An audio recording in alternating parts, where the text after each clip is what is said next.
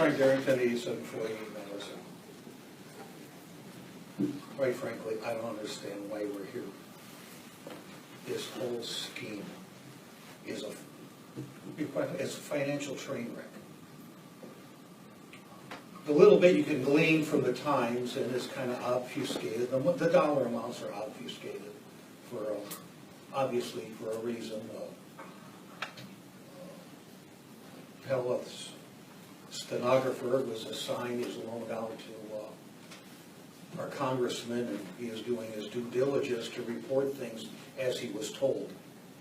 And that includes obfuscating the costs and the so-called benefits. And when you start running the calculations, everybody knows. When you calculate, when people are really adamant about trying to get something, especially out of taxpayers, they're going to be very careful about the costs. And we all know every darn government project runs way, way, way over budget. And the benefits are always way over calculated, and they never ever come close to what it's supposed to be. And that means this train is going to be just like the train projects all over this great nation, including the greater Chicagoland area. And it's going to be a big bust.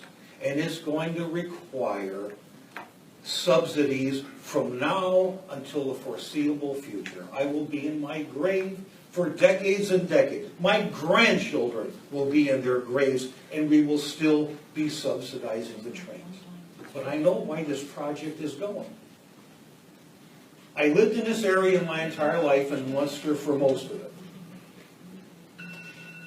And for all these many years, so many of our political leaders, and obviously Pete Visclosky is one of them, looks at a map of the greater Chicagoland area, especially now that we have these beautiful nighttime photographs from the space shuttles. And you see all these glowing lights. And you look at the Chicago area, and you see this big, massive, glowing white light that stretches out for 50 miles from the lake into the western suburbs, which, by the way, I used to work. And then you see the thin little sliver of white light around northwest Indiana. And there it is. Why are we always the redhead stepchild of Chicago? Look at all the benefits they get, all this wealth, all this prosperity, and look at poor old northwest Indiana. If we only had a train, if we only had an airport, and 30 years ago, if we only had the Grand Cross runway, this and that airport in Lansing, the great prosperity that will come to Munster. Well, we're still waiting. And that one over in Gary, there's an albatross hanging around our neck.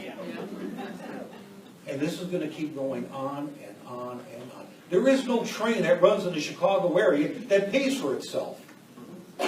They're being subsidized all the time by the state. And anyway, but the point is, you look at that nice satellite map, and it does not represent prosperity, where all that nice, brilliant white light is.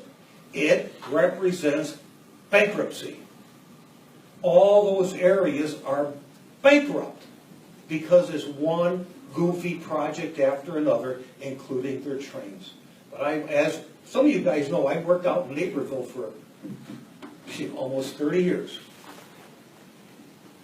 And one thing that was so ugly and so disgusting, and it just hurt, because I knew so many of the regular working guys and the ladies, and they called them gentlemen farmers. They lived out in that area. Naperville was a very old city. And they lived there for a long time, and then Amoco moved in, as did Lucent Technologies and others. And with them came growth, and especially the schools. And that's because of they were developing so many subdivisions. And then, as we're going to have, come hell or high water, we're going to have high-density housing. You got to expand the schools, and with that is expense. And eventually, the expenses were overrunning those people. they had to keep raising taxes, raising taxes, raising taxes. And they drove out the old-time people. They drove out the working class.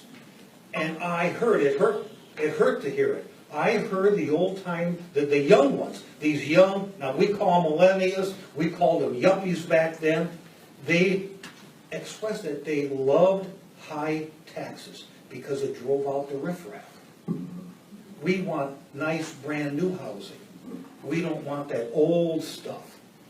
And it did. People couldn't afford their homes. It just, they couldn't afford the taxes anymore. And we're getting there. Even though we have 1% cap, the schools every year are going to keep coming back again and again and again and again because Eads is going to have to double in size in order to take care of the children. They're going to come in that high-density housing. There's no way around it. And we've got representatives in Cherville that love nothing but raising taxes on us. What do we got? Gas tax, wheel tax? Where's the end of it? And then we're going to create this great super TIF that's going to generate all these beautiful taxes, but none of it comes to Munster. Hal Slager gets that, because it's got to support the trade. So anyway, I ask you, ladies and gentlemen, to put on your big boy pants and do some leadership now. And just tell Pete Visclosky, Hal Slager, State Senator Taliban, and the Times, no. You control the money. It only survives and is controlled by the guy that runs this damn train. It only pays for itself with the increased taxes, revenue from the high-density housing. And if you guys stand your ground and you tell Hal Slager and Pete Visclosky that we are going to have single-family, low-density housing in Hollywood Manor and all of Ward 1 and Ward 2 come hell or high water. And that means if as the houses burn down, get torn down, go away, we will not give building permits, we will not change our zoning laws, and there will not be high-density housing. Because eventually, talk is cheap, and whoever has the money controls it. Hal Slager and Pete Visclosky are going to control the money, and they're going to hold it over your heads. We control the money. So I'm asking you, it's going to be a tough fight. And let's not, as I saw in Naperville, let's not tear this town down Calumet Avenue. Let's not have Ward 3, Ward 4, and especially Ward 5 pitted against Ward 1 and 2. Because that is what's coming.